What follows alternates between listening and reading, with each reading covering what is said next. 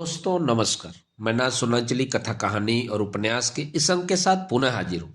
दोस्तों इस समय हम लोग सुन रहे हैं उपन्यास कितने पाकिस्तान, जिसे लिखा है कमलेश्वर ने।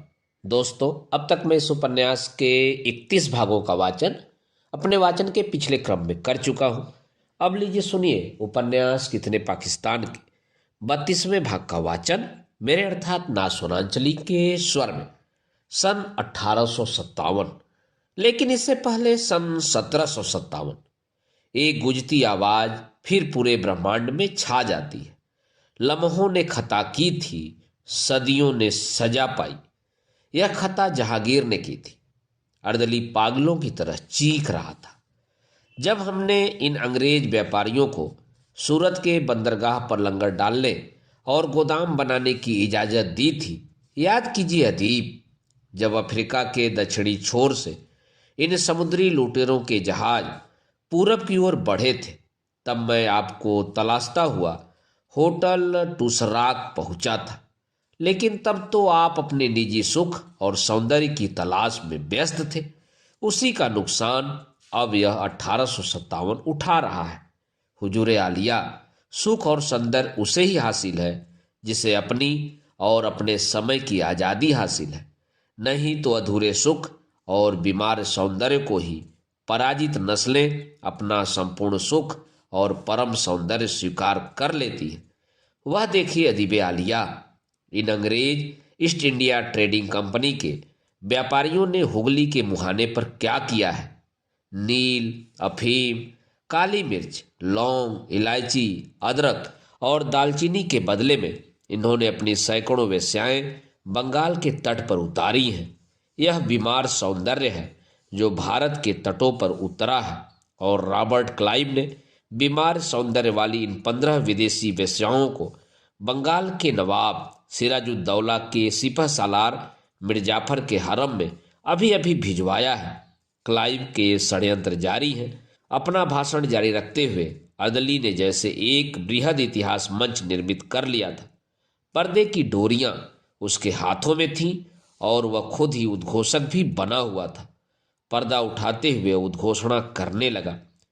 मलिका नूरजहां के जरिए शहंशाह जहांगीर का इजाजतनामा पाकर ईस्ट इंडिया कंपनी ने एक तरफ तो अपनी जड़ें मजबूत करनी शुरू कर दी, दूसरी तरफ वे हिंदुस्तानी हुकूमत की जड़ें खोदने के तरीके तलाशने लगे। मुगल सल्तनत बिखरने लगी थी। छोटे छोटे रजवाड़े नवाब आपस में लड़ने भिड़ने लगे थे। सौदागर बनकर आई ईस्ट इंडिया कंपनी इन हालात का फायदा उठाकर जमींदारी और सूबेदारी के सपने देखने लगी। बंगाल में पैर जमाने के साथ साथ अंग्रेजों ने माल गोदामों के नाम पर किले बना लिए, माल गोदामों की चौकीदारी के नाम पर फौज खड़ी कर ली।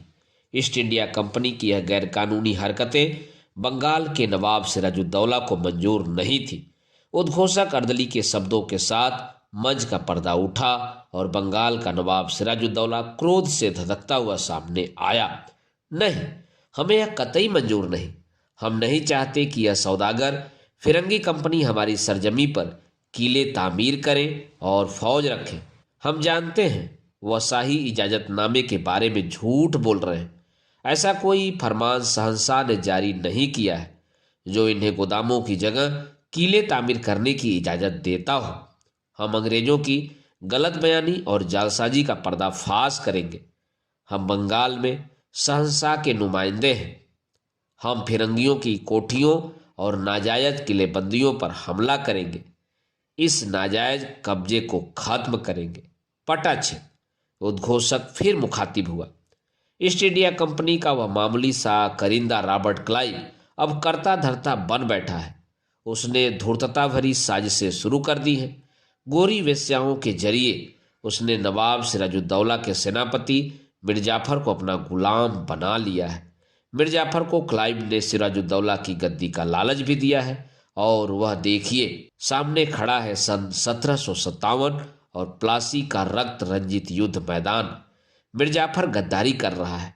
वह सेना की अपनी विश्वस्त टुकड़ी सहित क्लाइव से मिल गया है। तभी अर्दली डोरियां खींचता है, पर्दा उठता है। सामने मौजूद है प्लासी का युद्ध मैदान।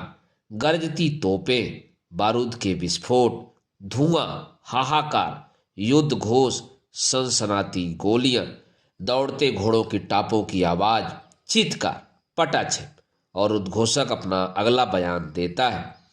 नवाब सिराजुद्दौला षड्यंत्र और गद्दारी का शिकार हो गया। वह युद्ध हार गया और 7 बरस बाद सन 1764 में बक्सर की लड़ाई जीतकर अंग्रेजों ने अपनी उपनिवेशवादी जड़ें हिंदुस्तान में जमा ली और भारत के स्वतंत्र राज्यों के खिलाफ दुर्बसंधियां और साजिशें शुरू की। दूर दक्कन के मैसूर राज्य के शासक हैदर अली ने अंग्रेजों के इरादों और साजिशों को मंजूर करने से इनकार कर दिया है। पर्दा उठता है।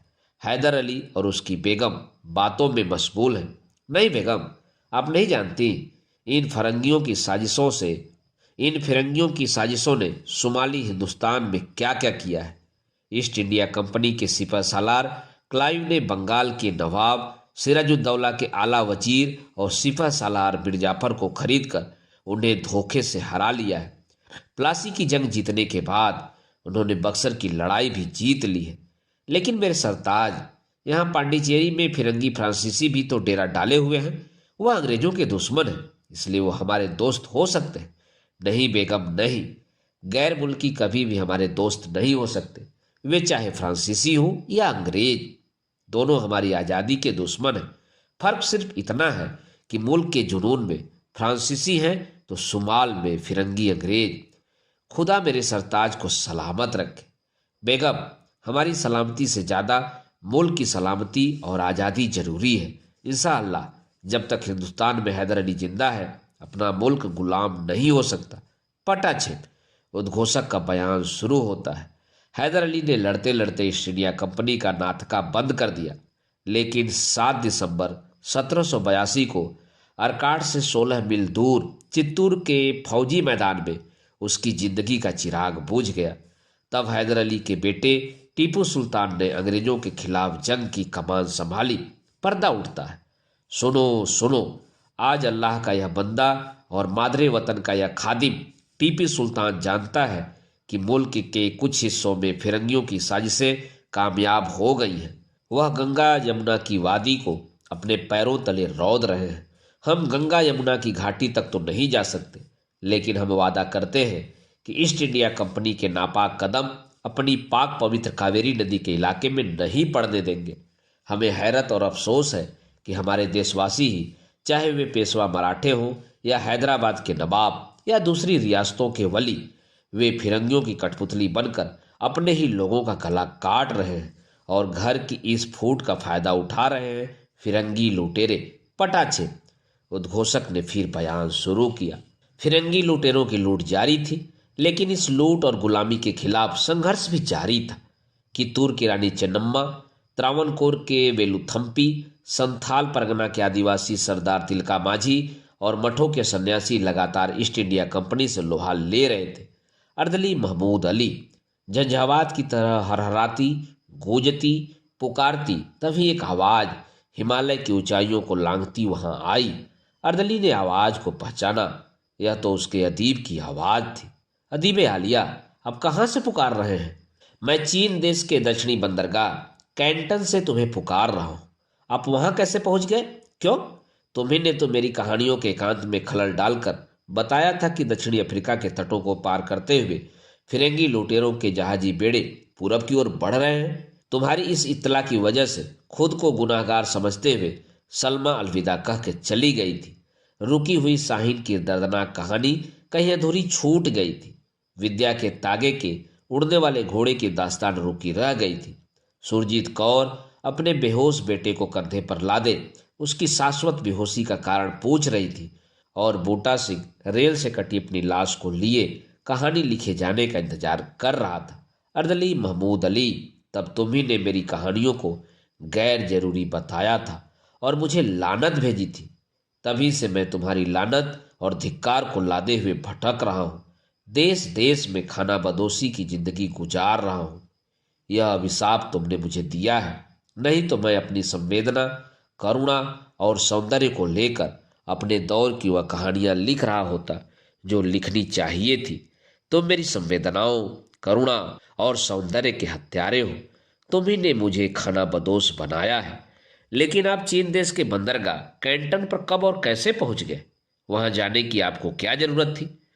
अर्दली महमूद अली, यह सवाल और बहस मुझसे मत करो, क्योंकि दुनिया के हर देश में मेरा एक देश है। मेरा एक देश पाकिस्तान में है, कोसोवो में, अल्बानिया में, रूस, दागिस्तान, अफगानिस्तान, ईस्ट तिमोर में भी है। दुनिया का कोई ऐसा देश नहीं है जिसमें मेरा देश नहीं है।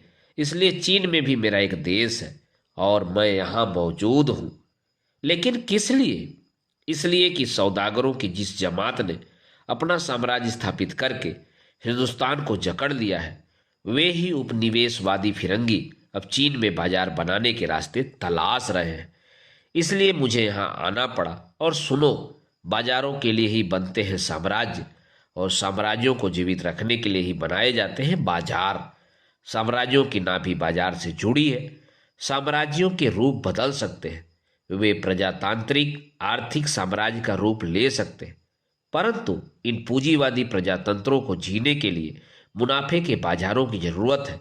बाजार, बाजार, बाजार, यही है औद्योगिक क्रांति का सतत जीवित रहने की मजबूरी भरा सिद्धांत। यही है पूंजीवाद। इसी का दूसरा नाम है साम्राज्यवाद, तीसरा नाम है उपनिवेशवाद, और आज दस्तक देती हुई नई सदी में इसका नाम है बाजारवाद।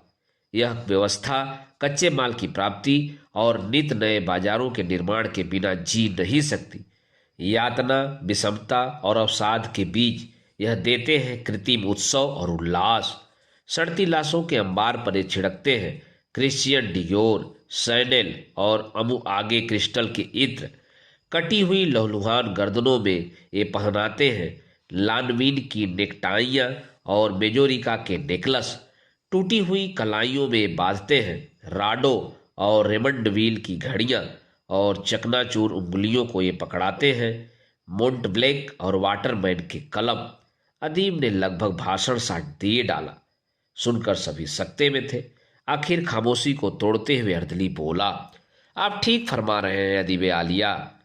आज भी इंडिया के हजारों गांवों में जहां पीने का साफ पानी नहीं पहुंच पाया है, वहां पेप्सी और कोक पहुंच चुका है।